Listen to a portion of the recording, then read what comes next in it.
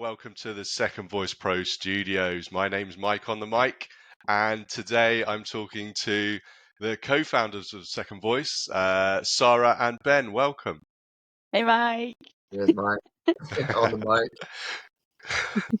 Right, this is our test session. This is episode 0, the pilot, where we decide whether this is going to get commissioned or not. So anyone who actually does get to listen to this, please look over some of the errors. This is us in learning mode. So we're going to start off and talk about SDRs. SDRs have been a big focus for us in the past, probably nearly a year now, thinking about all things SDR. And we have been doing it nearly a year within this business. I guess the first question is, what have we learned about SDRs, whether managing them or hiring them or training them, all of those things that we've been thinking about, what have we actually learned? So I'm gonna hand that over to Ben first up to see what he's got to say. Interesting.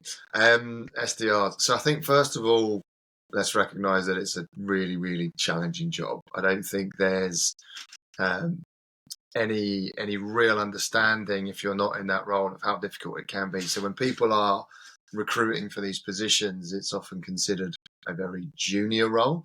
But the fact that these individuals need to be able to do copywriting, persuasion, analyzing software, research, data analysis, insight, reporting, it's a really complex job. So over the last year, working with some really different personalities, different experience levels, I recognise that there is no one size fits all.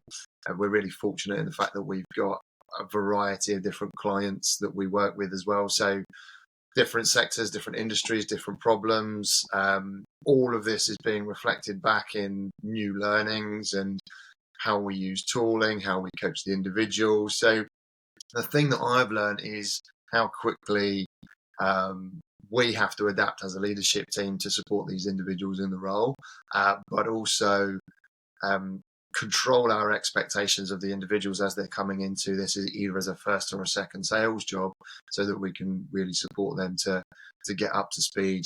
There's just a lot of moving parts. So that's been my take, and there's probably a hell of a lot more, but they're the key points I take away. Yep. And Sarah, what are your thoughts? I know you've been looking at hiring in particular, Yeah. diving right into that. Is that one of the areas?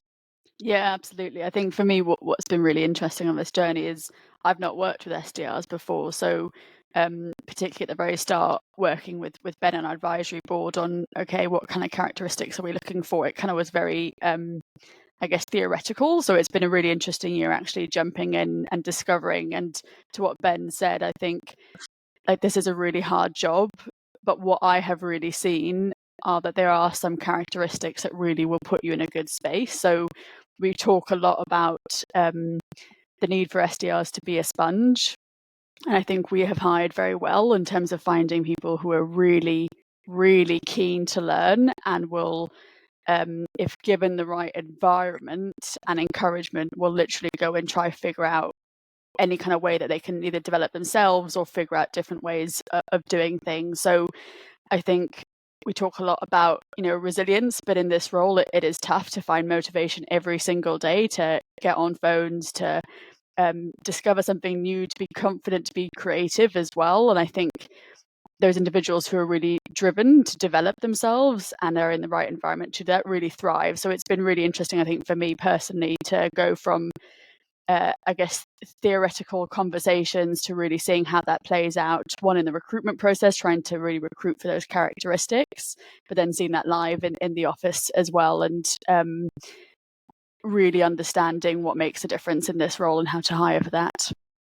I think that office point's really interesting because I think we all kind of had a theory before the business started that the office environment was fundamental to allowing SDRs to thrive. And having sat in that office and sat with them as they've experienced the highs and lows and the camaraderie that's generated, that's been the real proof to me that was the right theory hypothesis. Is that something that you feel as well? Sarah, you answer them. Yeah, absolutely. I think we had, a couple of days when we were kicked out of the office because there was a fire nearby, and everyone coming in that day afterwards, you could really tell in the energy, like everyone felt that as well, of how hard, particularly for an SDR role, it is particularly being remote, sitting on your own at home trying to do it.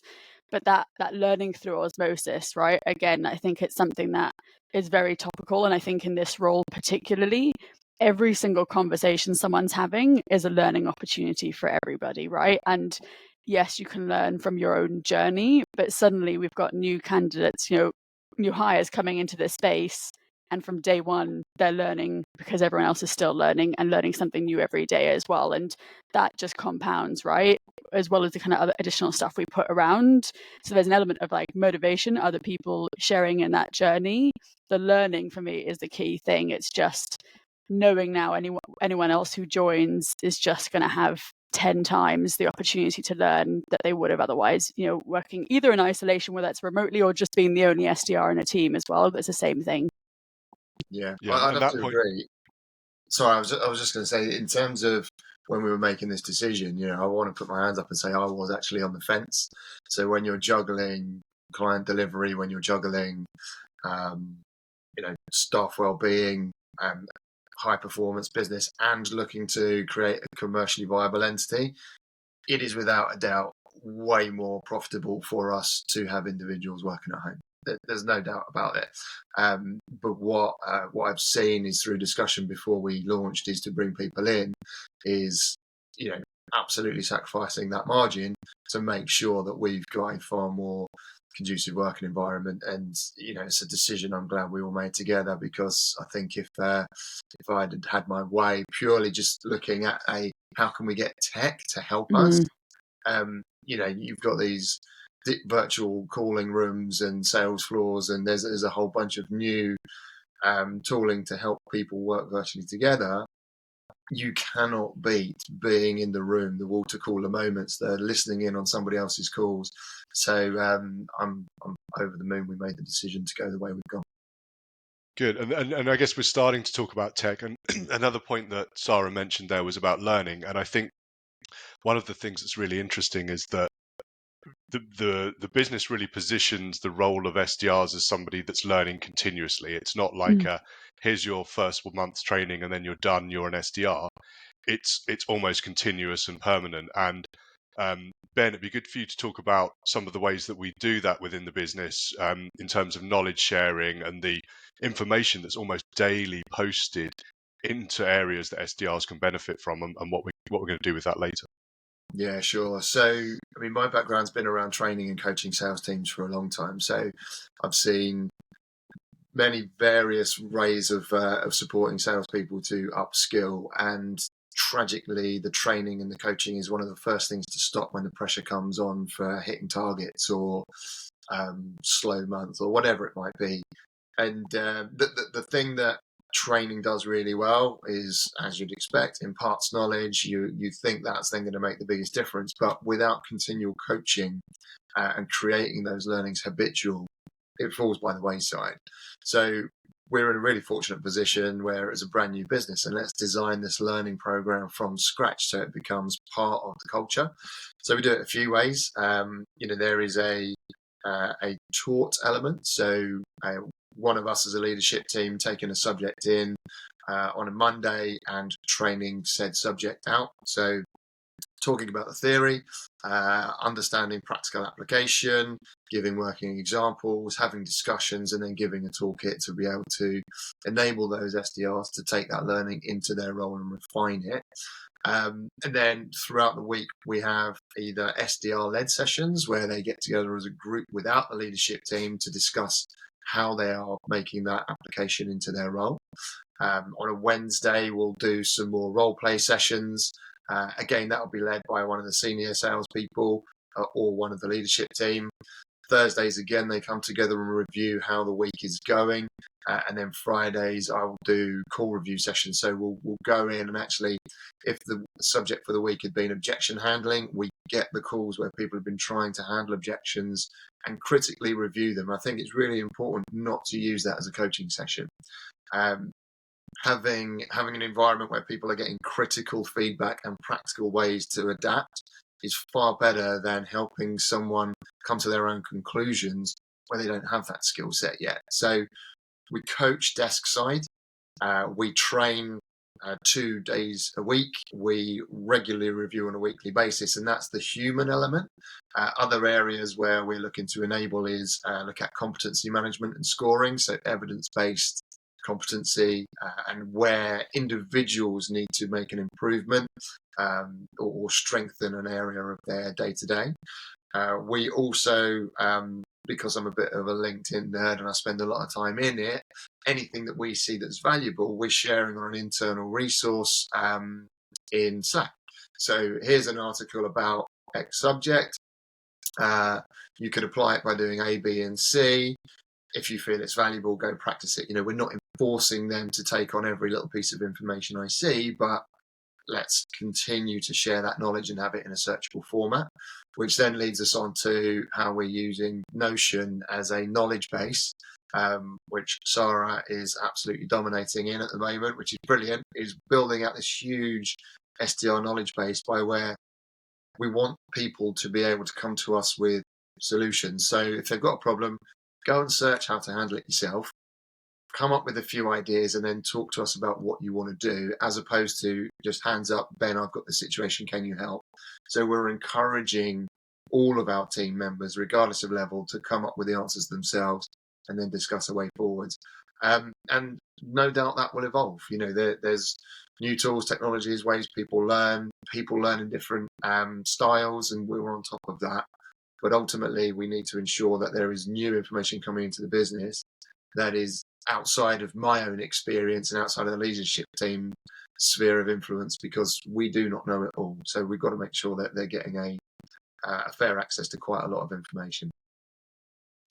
And Sarah, to add to that, it sounds like there's a lot of it's about creating a culture of learning, and I think that's something that you're really passionate about. Do you want to talk about that?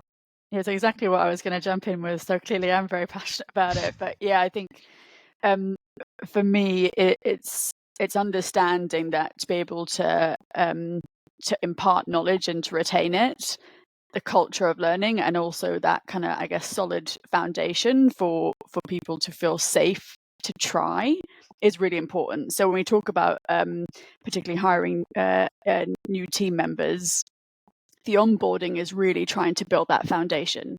So giving them a lot of we're not going to assume that you know this, but this is really important. Let's build, all that really solid foundation.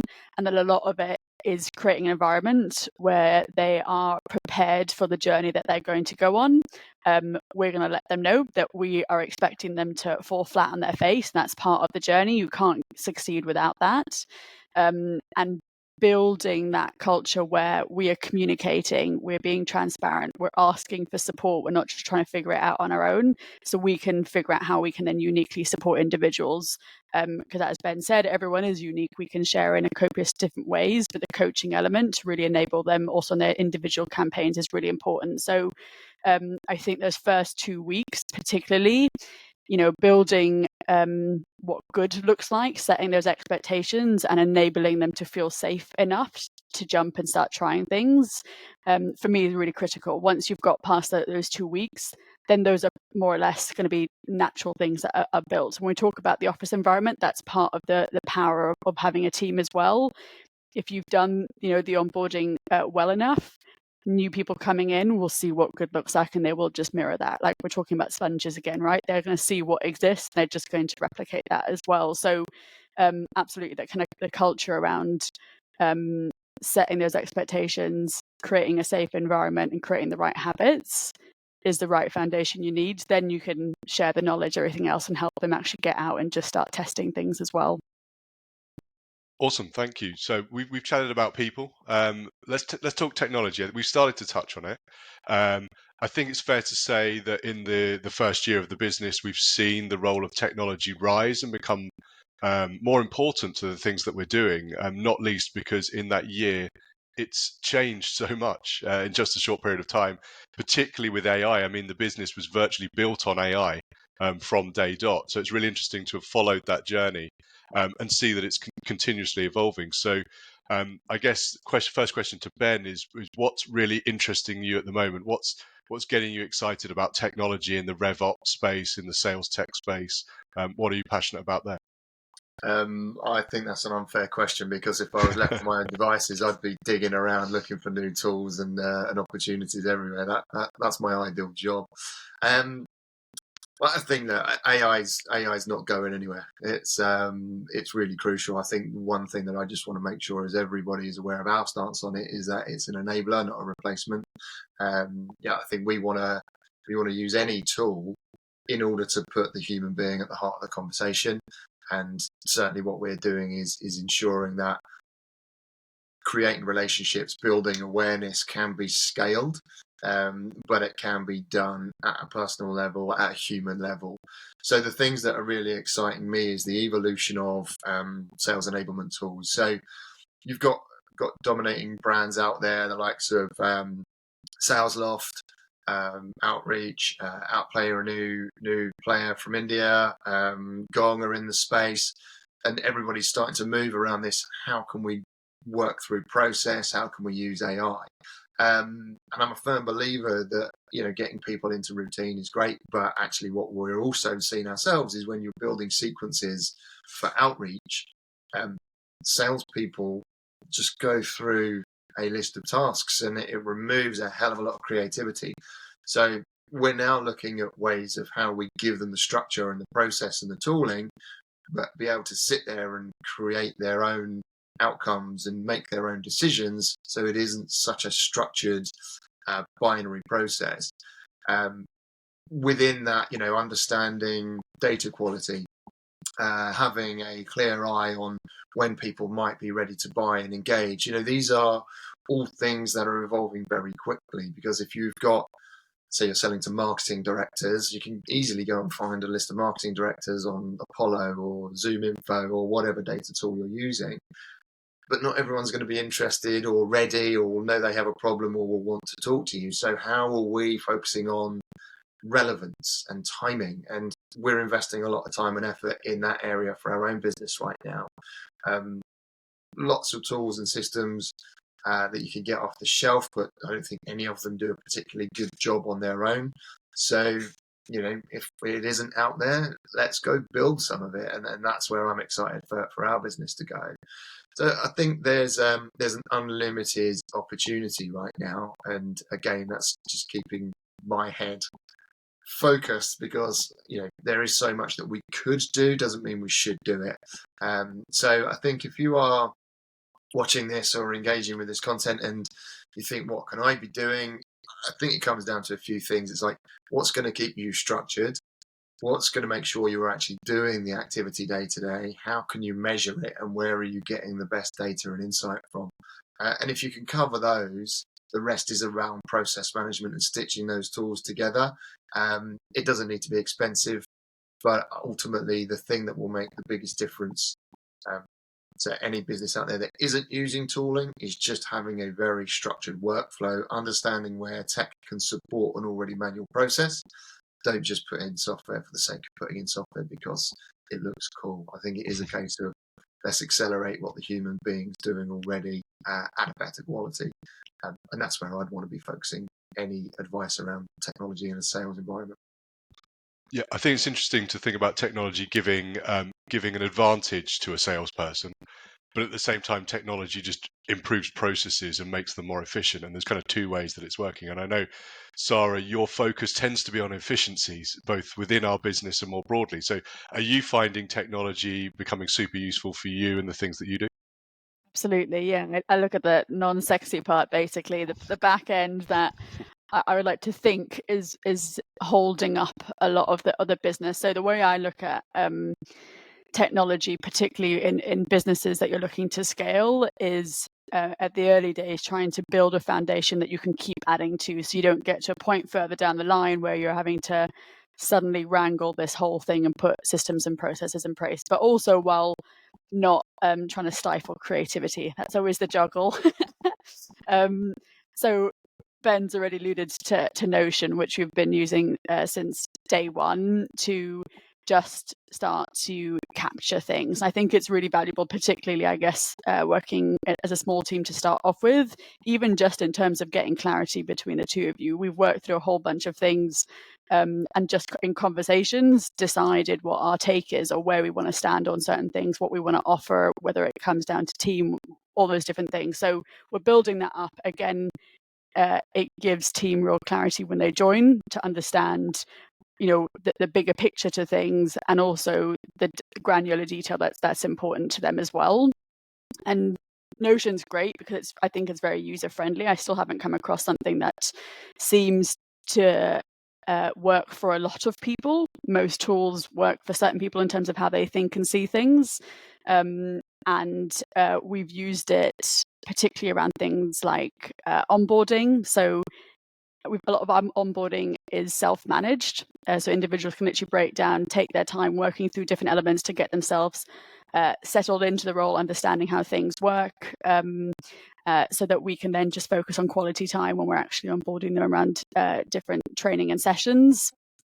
And I think what we're now exploring is how can we move away from very detailed manual elements, whether that comes to staff or kind of client onboarding, and try to automate elements to make it not just more, I guess, less laborious in terms of manual work, but also help with time efficiency. So as you grow, time is one of the most precious elements. So we've learned a lot. How can we actually take some of that off of people's plates and enable it to be a high quality for everyone as part of that experience, while again not losing from the experience as well. So we've been exploring a new tool called Make that has, for me, changed how I kind of see the capacity of what you can actually do in terms of getting different softwares talking to each other. And we've tested a lot around manually doing things the last year. We're getting to the point now we can actually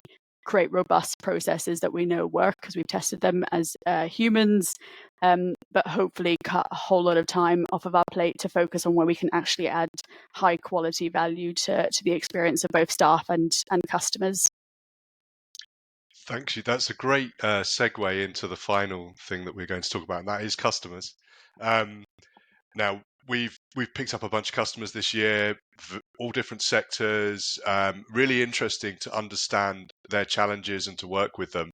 I think one of the things that I've noticed is that we're very conscious that we continually adjust and refine the outreach process and the things that we're doing on behalf of those customers. So we recognize right up front that we're learning as we work with that customer and work with their prospect list, the messaging and so on. And it isn't a case of just it working from day dot, but continuous refinement.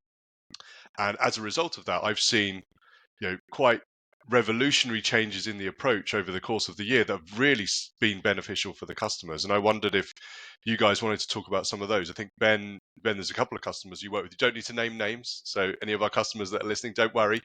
This is all confidential. But just talk about some situations where we've kind of stepped in partway through, I guess, the contract and being able to really adjust things based upon the learnings that we've had so far. Yeah, sure. So I think the types of businesses we work with are a lot of software, but we're now expanding out into more broader B2B service or product suppliers. The biggest learning I've seen is, well, there's two angles really. It's what we're doing for the client, so with the software, with the messaging, with the audience, how we approach, what the channels are, the timing, the way we actually engage people in conversation to get them to a qualified meeting. So there's what we're doing in terms of learning, but I also think there's a very large part of what our clients are doing in terms of learning. And as a business owner, I know what I think is best for me and my business. And actually, when we started out, we proved that our first hypothesis was incorrect.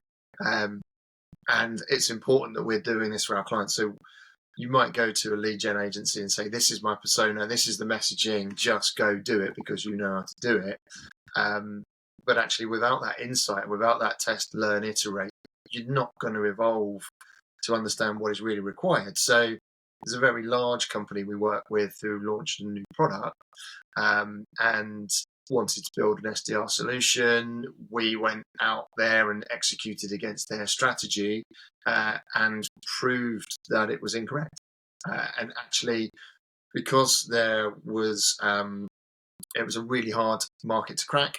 The conversations that we were having, with the insights, with the adaptability, with the conversations that we were gleaning, we proved that it wasn't right. It wasn't fit to take that route to market.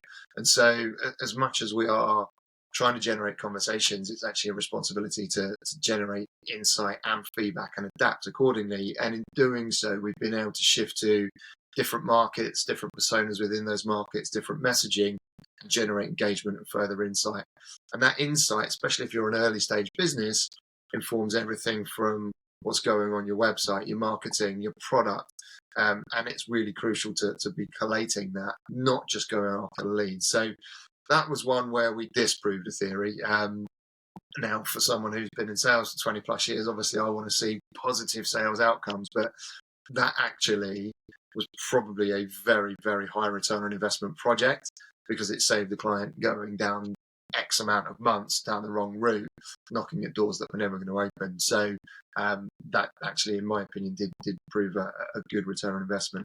Then we've got smaller organizations where founders are domain experts, right? They don't necessarily know how to take a product to market, want us to do it. And the reason they're engaging with us is because we are definitely embedding into their business rather than just being that arm's length service provider. And what are we doing here is we're actually saying your services are great, the market's ideal, but they're not responding to this, that, and the other. We've booked a bunch of meetings, and the meetings that were booked through this messaging and this channel and this element of a sequence, and therefore scale that. Okay, we can now start to increase what that looks like. We've been booking meetings across the FTSE 100 really easily, and that's because we've got well-timed messages for the right persona. So not going out and hitting 5,000 emails in the hope that you might get 100 engagements, in the hope that you might get 10 meetings. Quick way to burn your reputation. But going after the FTSE 100, unsurprisingly, personas, there's only 100 of them.